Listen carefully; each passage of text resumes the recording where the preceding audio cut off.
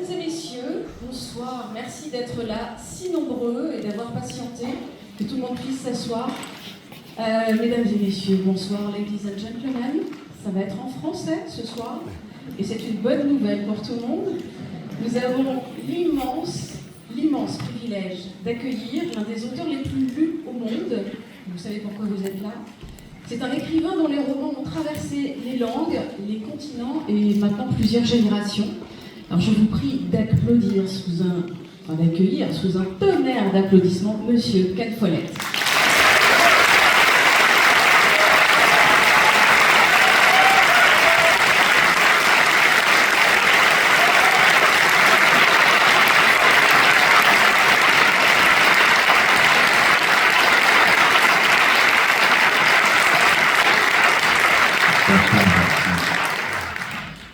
Merci infiniment d'être avec nous ce soir, parce qu'on en discutait.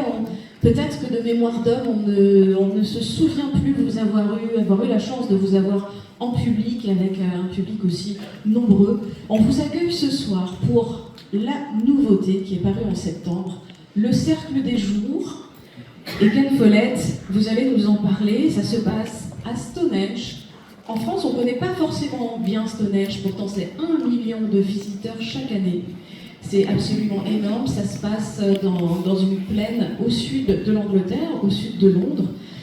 Ce sont ces bâtiments, des pierres dressées, d'une taille, d'un volume absolument incroyable, et on remonte surtout 4500 ans en arrière. On n'a pas encore inventé la roue. Racontez-nous ce qu'est Stonehenge. C'est un monument et c'est aussi un mystère.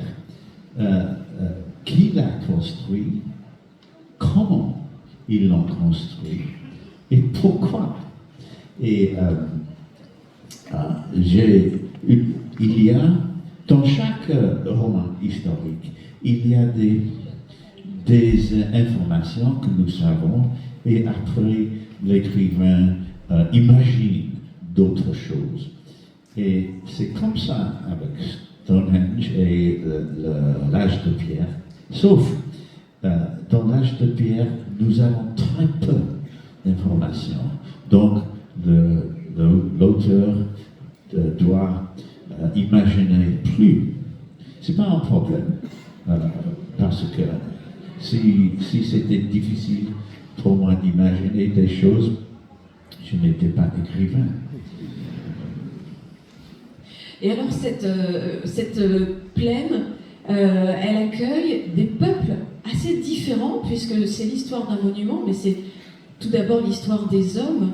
Vous mettez en relation un peuple qui fait de l'élevage, les personnes qui vivent encore dans les bois, et puis des tailleurs. Racontez-nous un peu, on est au balbutiement de la société, on va dire, on n'est pas encore organisé. Comment avez-vous choisi ces peuples et la façon dont ils se rencontrent?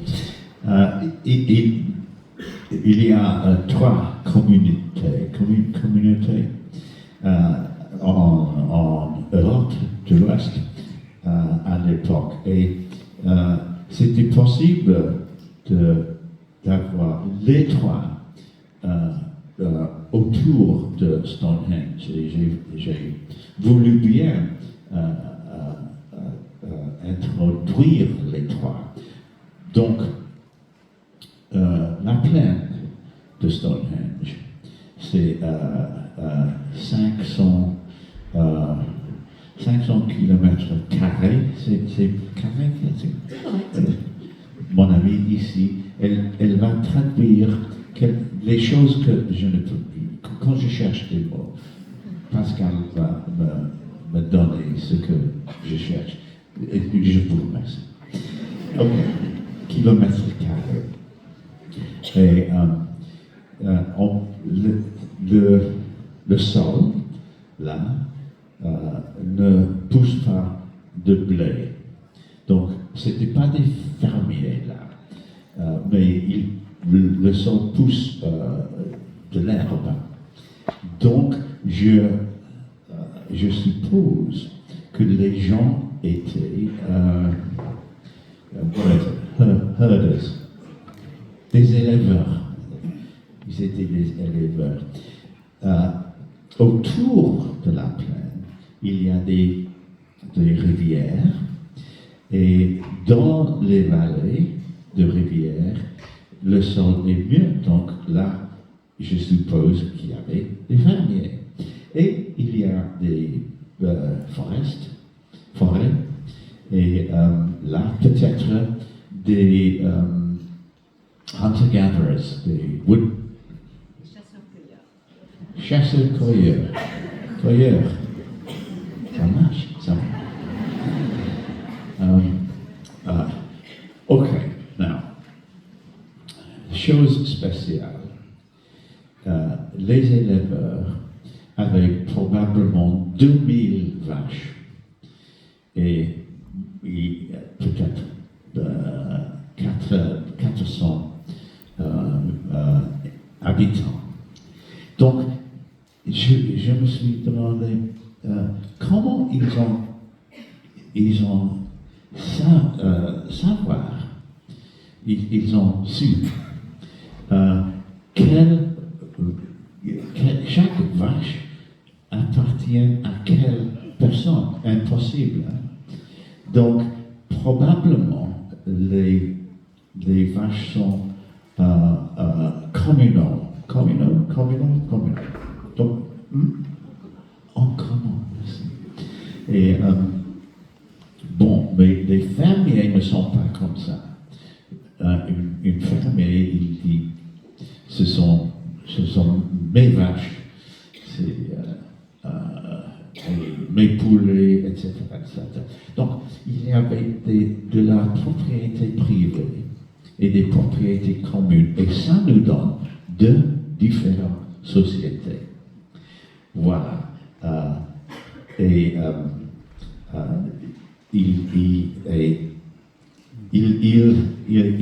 Chacun n'aime pas l'autre.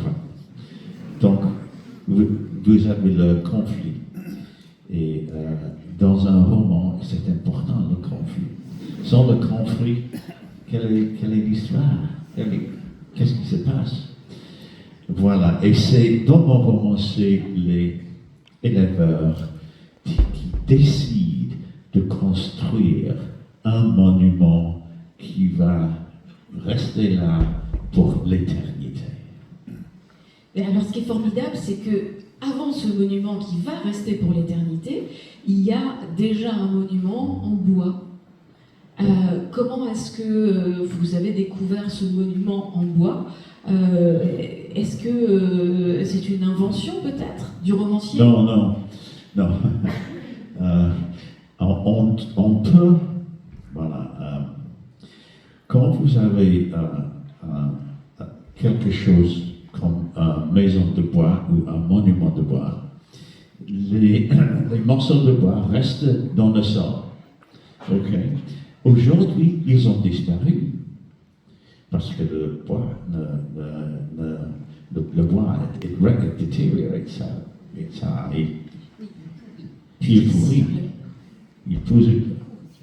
Il pourrit, voilà. Mais le sol où il était, le bois, est différent que le sol autour. Donc, on sait où il était un bois. Donc, quand on trouve beaucoup, on dit peut-être c'était un monument. Et pour les archéologues, rien n'est tout à fait certain pour les archéologues. L'âge de pierre, on n'avait pas ni écriture, ni lire. On ne peut pas lire, on ne peut pas écrire. Donc, qu'est-ce que nous avons comme source des informations? Que ce qu'on trouve dans le sol. Et on n'est jamais certain, mais on fait des spéculations. Parce que dans votre livre, vous vous appuyez sur les archéologues, mais aussi sur des technologies de pointe. On n'est plus à l'époque où on découvrait des vestiges. Vous êtes à la croisée entre la science et l'histoire. Oui, les archéologues trouvent des choses très intéressantes. Par exemple, le seul outil qui peut couper dans l'âge de pierre, c'était le silex. C'est une pierre très dure qu'on peut aiguiser. C'est le bon mot, aiguiser, mais on peut aiguiser. C'est pas facilement, mais on fait comme ça. Et ça vous donne quelque chose qui peut couper. Et on trouve dans le sol beaucoup. Et on a fait aussi les pointes des flèches. Et quand on trouve peut-être 1000 pointes de flèches dans un endroit, comment expliquer? C'est pas la chasse, parce que c'est de trop. C'est évidemment une bataille. Donc, nous savons que dans l'âge de pierre, il y avait la guerre. C'est malheureusement, mais ça existait. Malheureusement pour la race humaine, mais heureusement pour un romancier. Alors comment, justement, en partant de cette découverte, beaucoup de silex, des restes de bois, comment est-ce que, en l'absence de témoignages, en l'absence d'archives, en l'absence d'écriture, comment le romancier greffe son travail? À quel moment vous décidez, là c'est de la fiction, et vous enchaînez? À mon avis, évidemment, je dois imaginer beaucoup, mais ce qu'on imagine, ce que j'imagine, doit être lié aux informations. Je n'aime pas, c'est pas science fiction, c'est pas fantastique, c'est un roman réalistique. Donc, par exemple, quelle religion avait-on dans l'âge de pierre? Bien, Stonehenge est orienté au le sol levant le jour de Midsummer. Midsummer?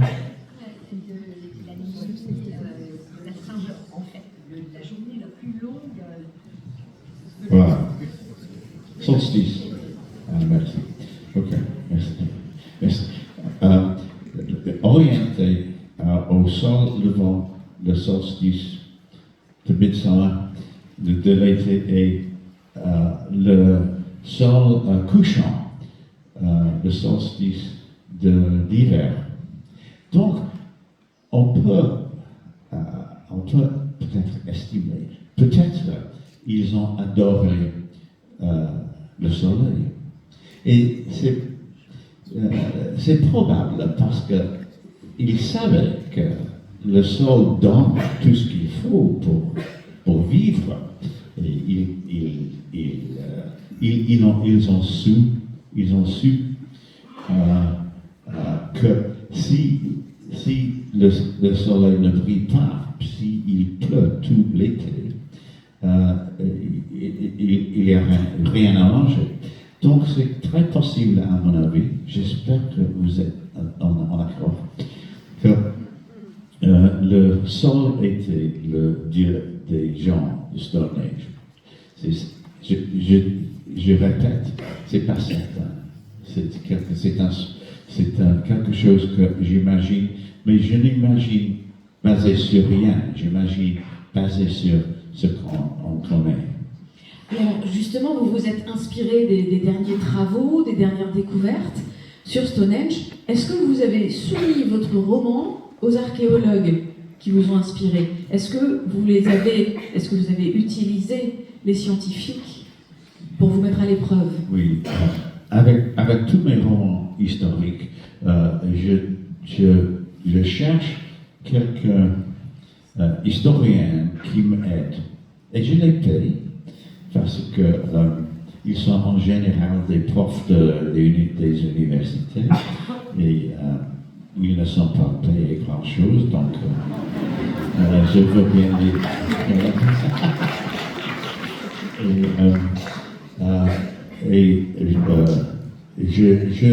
Je les donne le premier jet et je demande, s'il vous plaît, si vous notez quelque chose qui est faux,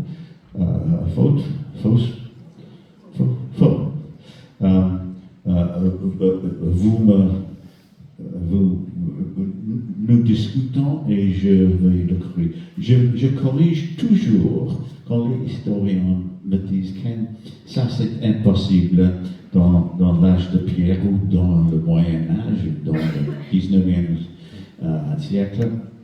Et je corrige toujours parce que je veux dire à vous, les lectrices et lecteurs, que l'histoire que vous lisez dans ce roman est vraie.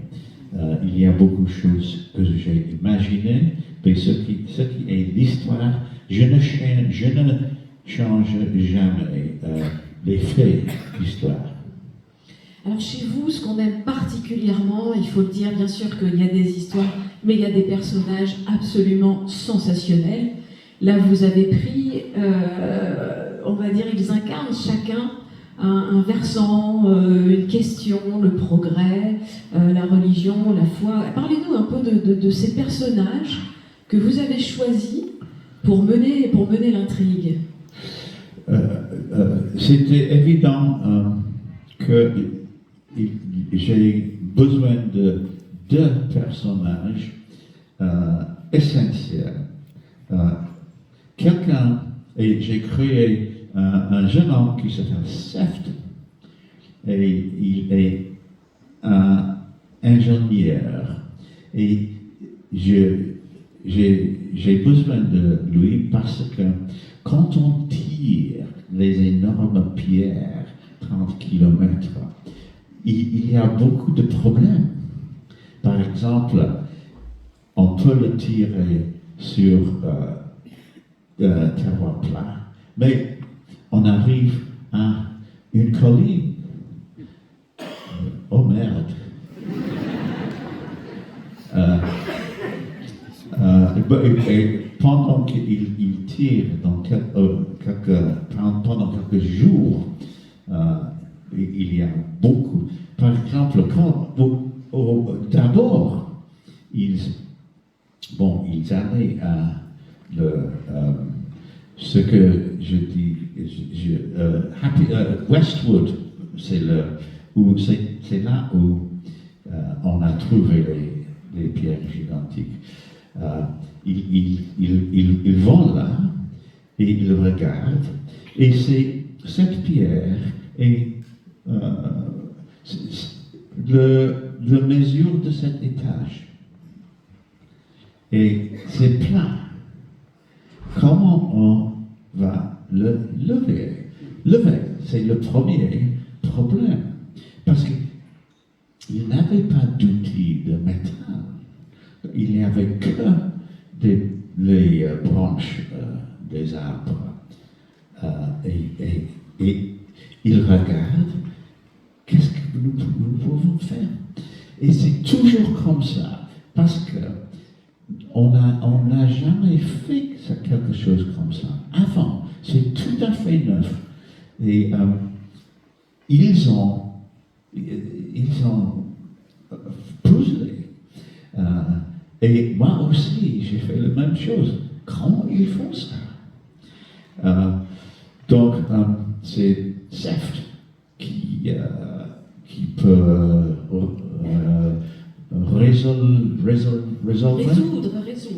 résoudre, merci. C'est sûr, verbe irrégulier. Donc, Verbe irrégulier, c'est dur. Ok. Merci. Ok. Et deuxième personne essentielle, pour il faut au minimum 200 personnes. Comment nous savons ça? Les archéologues font des expériences pour découvrir combien de personnes il faut pour bouger une pierre comme ça. Et c'est 200. Ok, ça c'est un mouvement social. Pourquoi ces hommes, ces femmes, pourquoi ils quittent leur maison, leur petite maison, pour aller en pèlerinage, pour bouger une pierre gigantesque. Mais il faut un meneur ou une meneuse. C'est un roman de Ken Follett, donc c'est une meneuse. Elle a charisme. C'est un mot français, charisme? Charisme. Et quand elle dit, allons, nous allons au Valais, nous allons trouver la pierre la plus grande du monde et nous allons l'acheminer ici. Ils disent oui, allons demain. Je sais que si moi je dis quelque chose comme ça, ils vont dire non, nous avons beaucoup à faire, c'est long. Mais il y a des gens, nous savons qu'il y a des gens qui peuvent persuader un crowd, une foule, un groupe, pas une couple. Pourquoi? Un groupe peut persuader un groupe de faire quelque chose. Donc voilà, elle s'appelle Gioia. Gioia est serve et il ne tombe pas amoureux. Parce que c'est trop facile, ça. Les deux, ils tombent amoureux avec des autres, mais pas chacun. Voilà. C'est un erreur, à votre avis? Je ne peux pas le changer, c'est déjà imprimé. Ok. Et il faut aussi des méchants. Parce que sont les méchants, il n'y a pas d'histoire.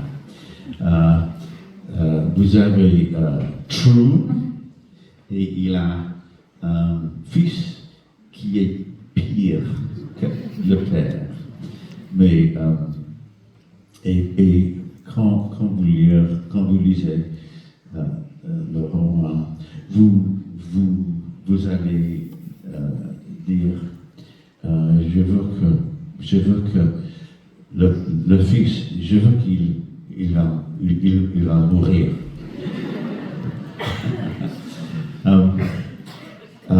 Donc voilà les personnages principaux. Et puis, vous en parliez, le rôle des femmes dans vos romans toujours, et là, à nouveau, vous les mettez au premier plan. Oui. Ça, c'est, j'ai envie de dire, exceptionnel. Oui, à mon avis, c'est pas exceptionnel que les femmes jouent les rôles, what did you say? Principaux. Non. Et je vous donne un exemple. Nous les femmes, dans l'histoire, c'est qui était en général écrit par les hommes, dans l'histoire, les femmes sont disparues. Invisibilisées. Invisibilisées. Merci, c'est bon ça. Et je vous donne un exemple. Dans le Moyen-Âge, on a croit que les cathédrales étaient construites par les hommes. Et on a accepté ça sans question. Mais il y avait un historien qui s'appelle Jean Gampel, français, mais il a habité à Londres. Et il était, il a écrit un livre qui s'appelle Les bâtisseurs de cathédrales. Et quand j'ai commencé à écrire Les piliers de la terre, j'ai le cherché et j'ai supposé qu'il habite à Paris, mais il habitait à Londres et dans la même rue que moi. Coïncidence. Et bon, quand il était en train d'écrire les bâtisseurs de cathédrales, il a examiné les documents de taxes de la ville de Paris dans le Moyen-Âge. Il a noté qu'il y a beaucoup d'ouvriers qui travaillaient sur la cathédrale de Notre-Dame. Beaucoup de femmes ont payé les taxes comme don't tell me, fabricante de mortier. Bravo. Fabricante de mortier.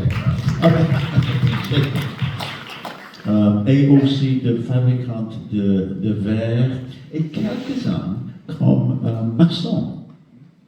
Il a calculé que environ 17% des ouvriers sur la cathédrale de Notre-Dame étaient femmes. Donc voilà, nous avons supposé qu'ils étaient tous hommes parce que nous n'avons pas su, et nous avons présumé, et nous avons supposé, et nous avons supposé faux. Très bien. Merci beaucoup, Kate Follett. Est-ce qu'on peut faire un parallèle entre la construction des cathédrales, telle que vous l'avez inventée, c'était un mélange à Kingsbridge. Est-ce qu'on peut comparer le site de Stonehenge et la construction d'une cathédrale? On a envie de le faire en vous lisant parce que le collectif gagne sur l'individu, parce qu'on va vers le progrès. Est-ce que c'est la même démarche, selon vous, chez les humains, de se lancer dans des choses monumentales? Oui, c'est une histoire que j'aime beaucoup quand les gens font quelque chose, quand ils érigent.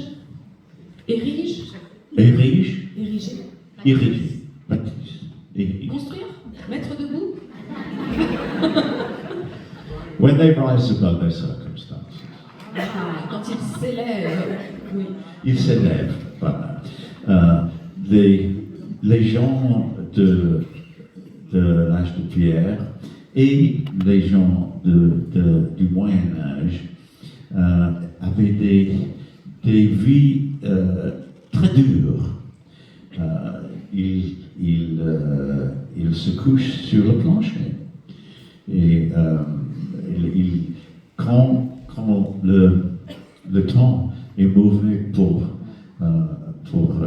élever des vaches et pousser le blé, ils avaient faim. C'est ça. On a faim. Mais quand même, ils aspiraient de créer quelque chose d'extraordinaire. Et j'aime ça. C'est un trait de l'être humain, de vouloir faire quelque chose de formidable, d'extraordinaire. Et c'est une bonne histoire pour moi. Évidemment, les deux romans sont très différents. La mode de vie dans les deux époques est tout à fait différente. Mais cette trait de l'être humain est la même dans les deux livres. Comment avez-vous fait pour vous mettre dans la tête d'un homme de cette époque, 4500 ans plus tôt? à mon avis, il y a quelque chose qui sont en commune de les gens de chaque époque de l'histoire. Et dans tous les pays différents du monde. Par exemple, on a des soucis, par exemple, des enfants. Est-ce qu'ils sont bons? Est-ce que je peux trouver la nourriture pour mes enfants et ma famille? Et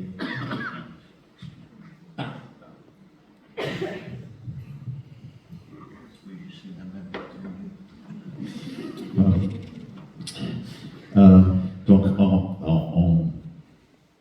on s'inquiète de le travail, l'argent, la famille, mariage, on s'inquiète du violence, le crime et la guerre.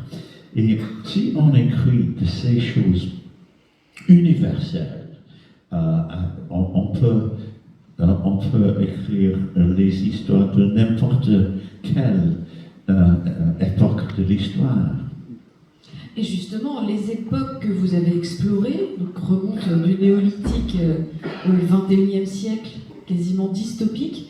Est-ce que c'est un début d'une nouvelle saga? Est-ce qu'on va avoir la saga Silex, comme on a eu la saga des Moyen-Âge avec les piliers? Bon titre. Saga Silex. Mais non.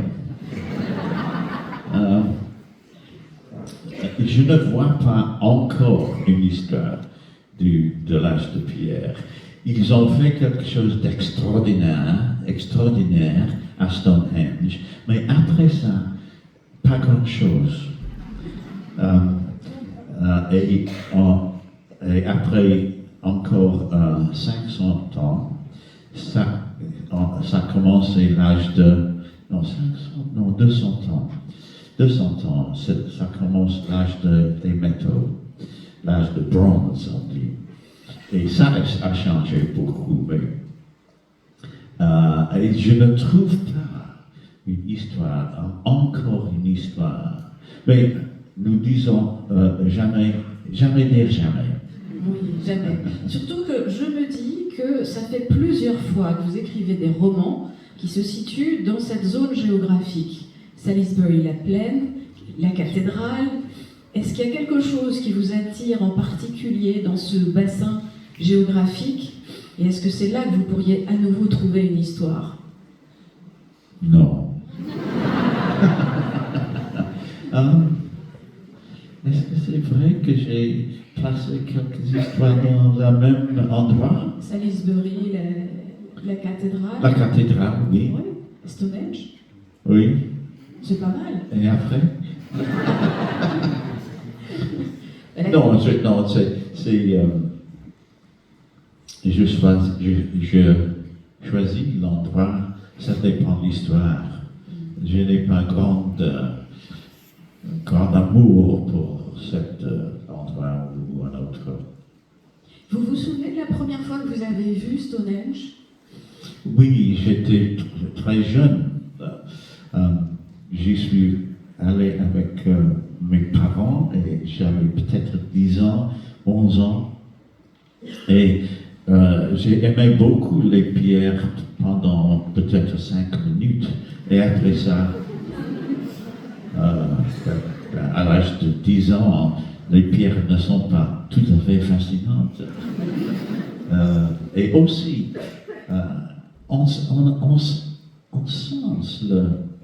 quelque chose de formidable quand on les voit.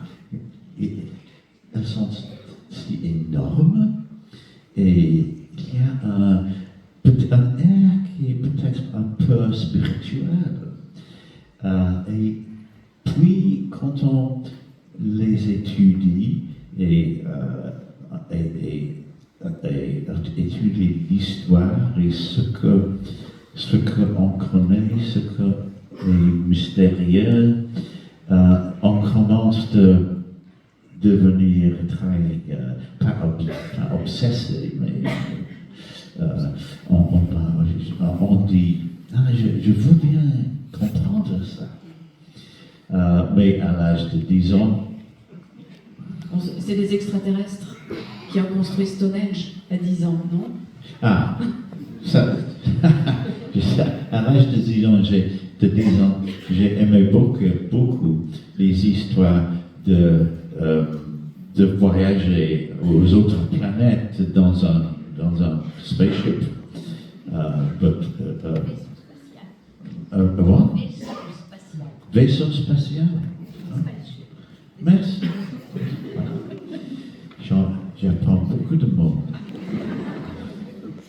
Merci beaucoup. Je vais proposer peut-être au public qui est là de continuer à ma place et de vous poser des questions comme il le souhaite.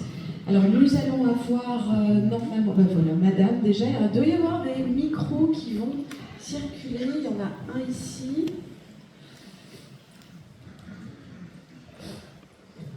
J'aime ça parce que je ne sais pas que vous allez dire.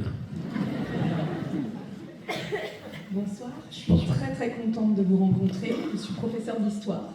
Je voudrais vous demander, lors de l'écriture de ce roman, quel fait historique ou quel élément de l'histoire vous a, lorsque vous l'avez découvert, vous a le plus fasciné ou surpris?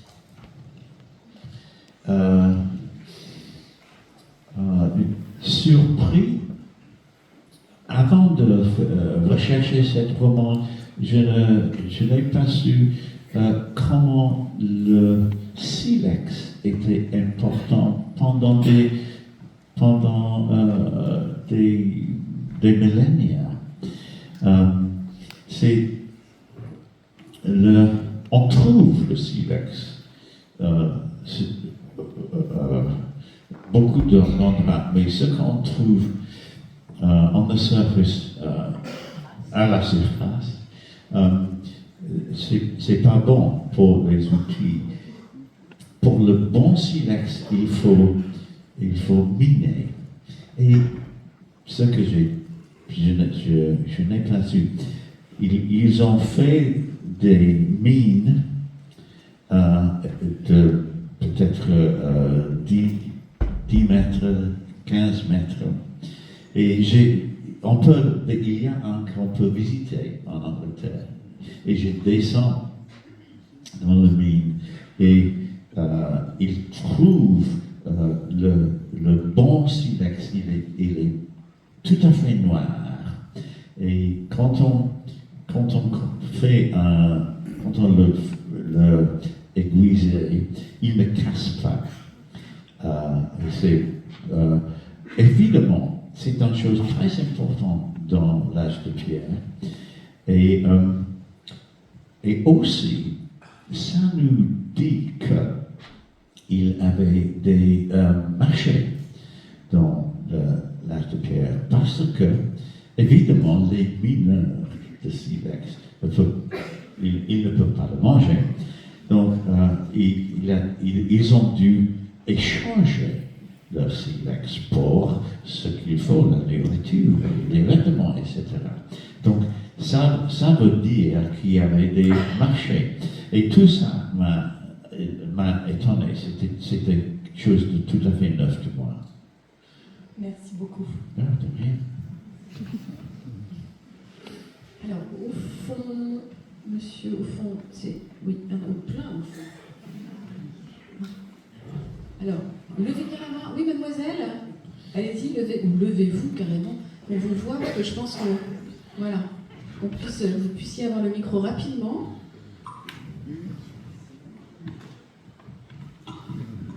Good evening, thank you very much.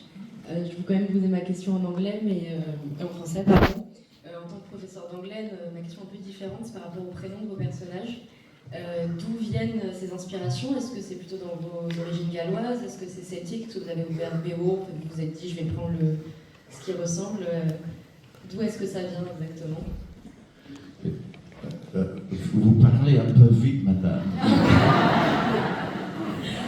I was asking about the names. Where Okay. do they come from? Is it your your Welsh inspiration. I was asking if it comes from Beowulf. Maybe you just opened it and looked at it.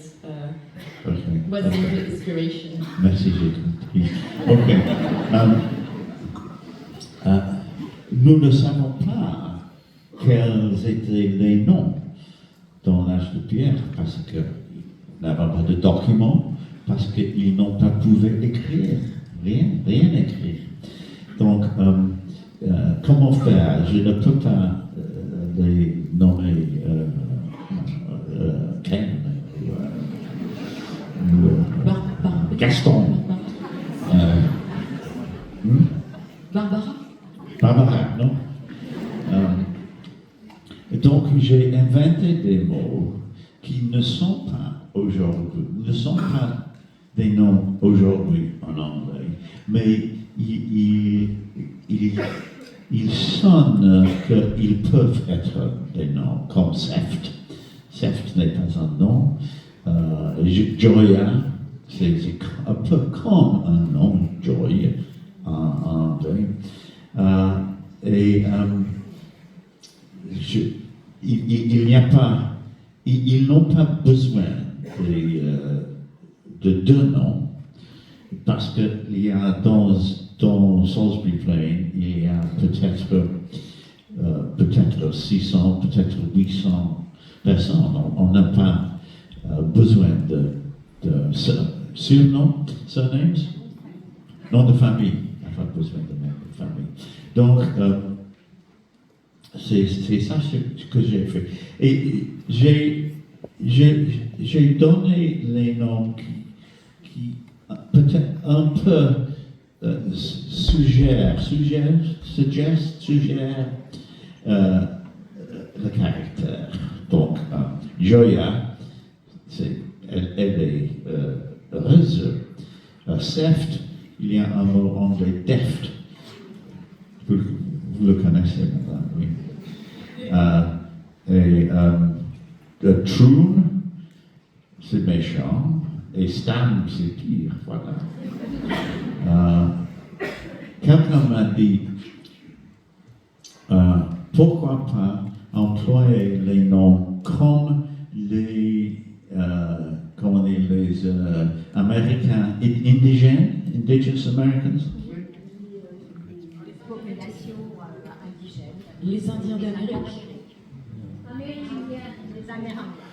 Amérindiens. Ok. Comme Dances with Wolves. Ou Sitting Bull. Mais j'ai pensé de ça, mais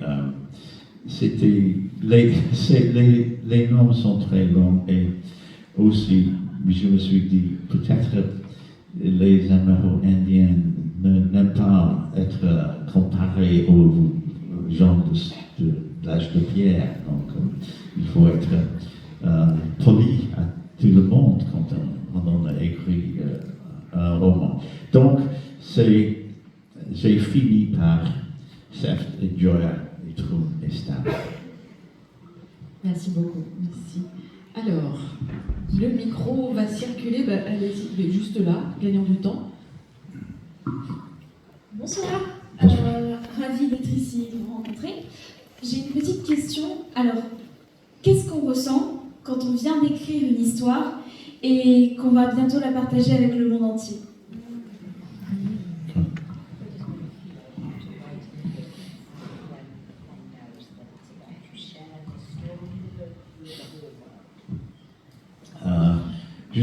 Normalement, je suis très heureux de le finir.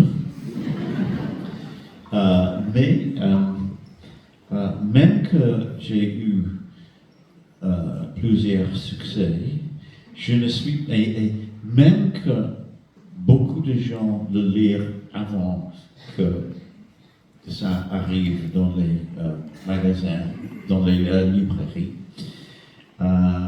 je ne crois pas que c'est bon jusqu'au moment où les lecteurs, lectrices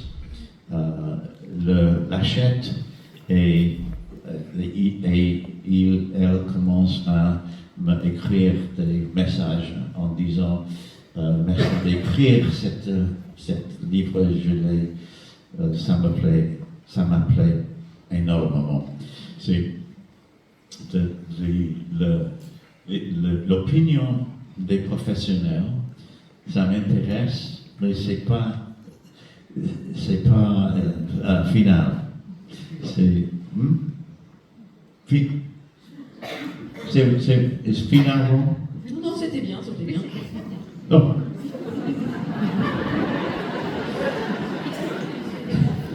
Ok. Ah ouais. C'est pas fini. Donc, c'est l'opinion des lecteurs et lectrices que j'attends avec impatience. Voilà.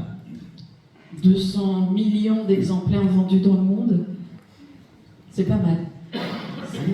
Oui, mais peut-être on ne va pas aimer le prochain.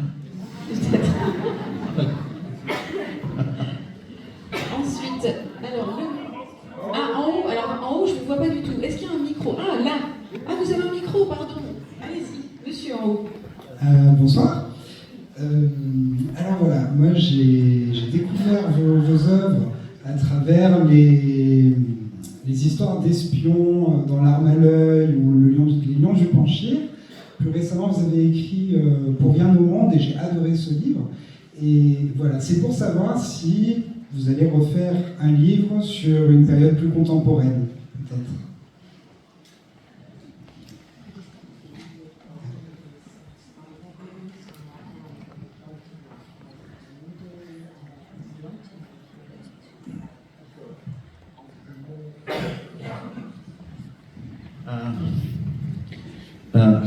Je ne suis pas certain parce que je n'ai pas un plan pour l'avenir. Quand je finis une histoire, en général j'ai deux idées, mais je n'ai pas 6 idées pour les 15 ans de l'avenir. Donc je ne sais pas, mais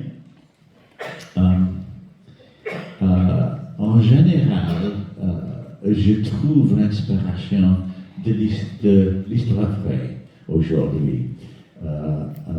J'ai commencé par écrire des thrillers parce que j'aime beaucoup les thrillers.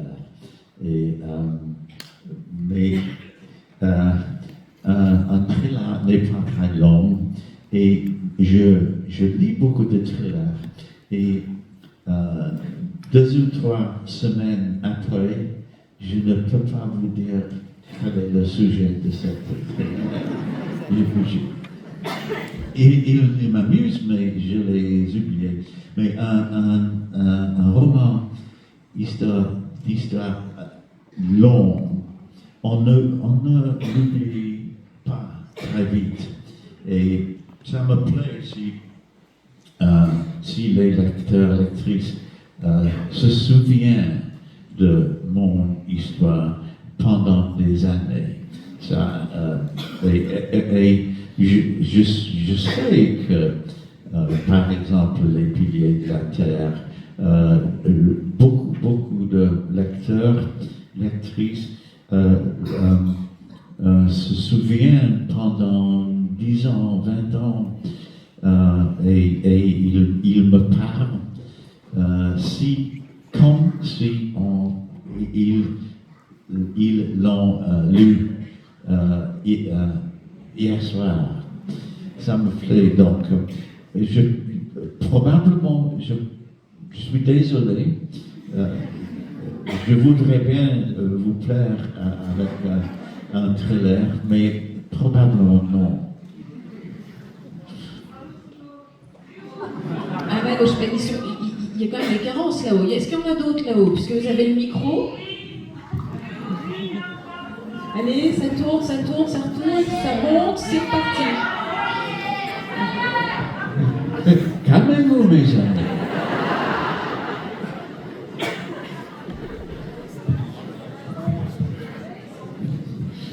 Bonsoir.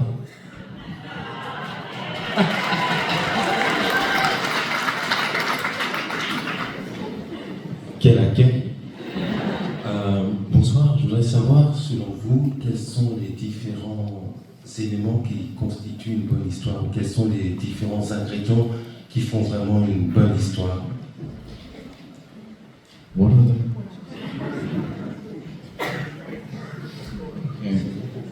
À mon avis, il y a un seul élément, c'est que le lecteur, la lectrice, sent les émotions des personnages. Et elle commence à s'inquiéter.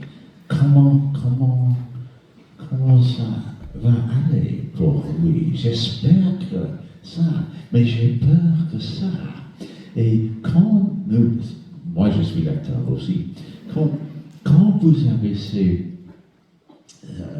pensées, vous voulez tourner la page pour découvrir que va se passer. Et ça, c'est le miracle de la littérature, parce que vous savez que Ken Follett a écrit ça dans sa maison, avec un computer, son ordinateur. Et vous savez que les personnages ne sont pas réels, et ces événements n'ont pas jamais en place. Mais nous lisons et nous avons des émotions comme si l'histoire est vraie. Et ça, c'est le miracle. Et ça, c'est, à mon avis, c'est ça que nous aimons énormément. Et on tourne la page et tourne la page. Et quand on finit le livre, on met le bouquin et on téléphone leur ami et dit tu dois lire ce livre, c'est formidable, c'est merveilleux. Et ça, c'est, à mon avis, ça c'est l'élément essentiel. C'est parfait, on va prendre une dernière question. Sans vous, oui. Je ne sais pas, qui a le micro? J'ai un micro. Alors, celui qui a le micro, je ne sais pas où vous êtes. Je suis ici. Le micro là-haut, alors. Oui, avec Ken Follett, donc vous disiez qu'effectivement ce n'est pas forcément des romans de type thriller. Personnellement, moi j'ai lu, comme le jeune homme devant, Pour rien au monde, qui m'a profondément marqué. J'ai trouvé qu'il était excellent. Mais à contrario, les derniers romans que vous écrivez, romans historiques, à chaque fois, finalement, on se retrouve avec un couple de personnes profondément gentilles et en face des comportements qui sont très marqués et uniquement, finalement, tournés vers le mal. Pourquoi ne pas plus nuancer vos personnages ?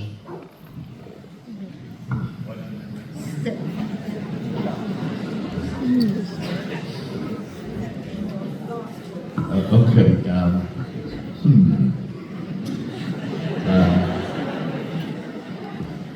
Peut-être parce que je ne peux pas. Aussi, c'est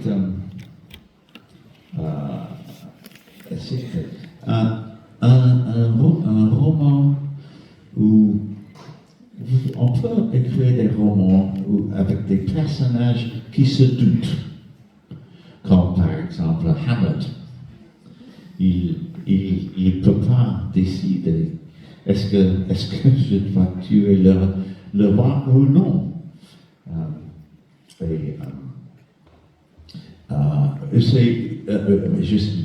J'aime beaucoup Hamlet et je l'ai vu 30 ou 40 fois dans la théâtre. Mais ce n'est pas mon métier, une histoire de quelques-uns qui se doutent toujours, peut-être qui se mentent, they tell themselves lies, ils se mentent. Ça, je ne dis, ah, ça, quelle histoire, how exciting, je dis pas ça. Ça doesn't excite me, ne m'excite pas. Oui, ça ne m'excite pas. Donc, même qu'il y a beaucoup de gens qui ont votre opinion, que les caractères doivent être très nuancés, pour moi, le roman ne doit pas être comme la vie. Il doit être mieux comme la vie. Dans un roman, les personnages ont des problèmes, des crises terribles, mais enfin, ça va bon. Dans la vie, non. Et pour moi, la littérature est pour plaisir, ne pas pour faire pleurer. La plus belle réponse qui soit. Bravo.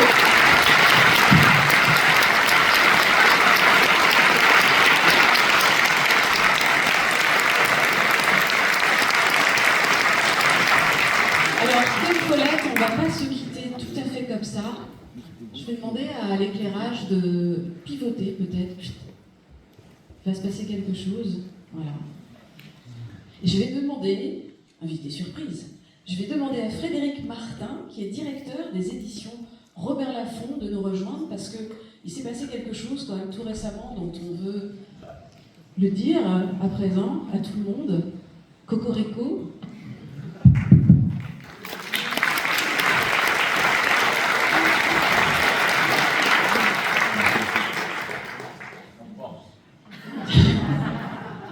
Bonsoir.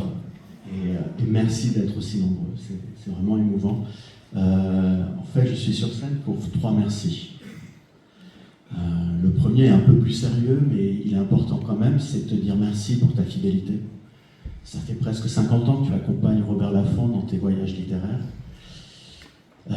C'est une fidélité un peu dangereuse quand même pour nous. Ça produit parfois des folies dans nos équipes qui sont parfois très créatrices. Joël est ici présent, c'est à lui qu'on doit les couvertures de tes livres, et c'est sans doute parmi les plus belles.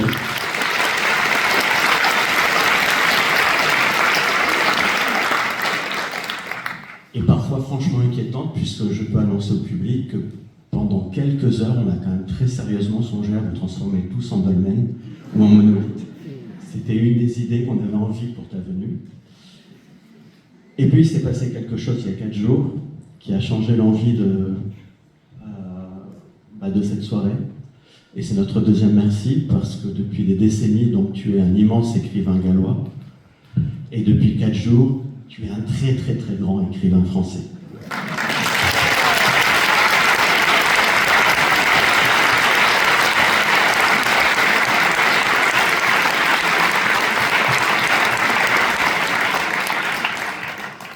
Et donc le dernier merci sera un peu particulier, puisque tu as reçu des mains de l'ambassadrice de France à Londres ton certificat de nationalité française. C'était il y a 4 jours.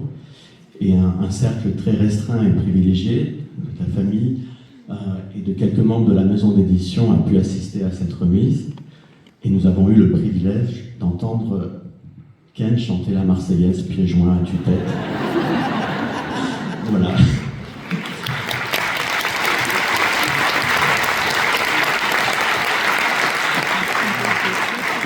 Notamment avec Catel, qui est ton éditrice, Caroline, qui était présente, on a été si émerveillés par tes talents de chanteur qu'on a décidé qu'il fallait te remercier de ta nationalité française par un petit panier gourmand, avec notamment de la moutarde royale, voilà, qui te revient en tant que Français.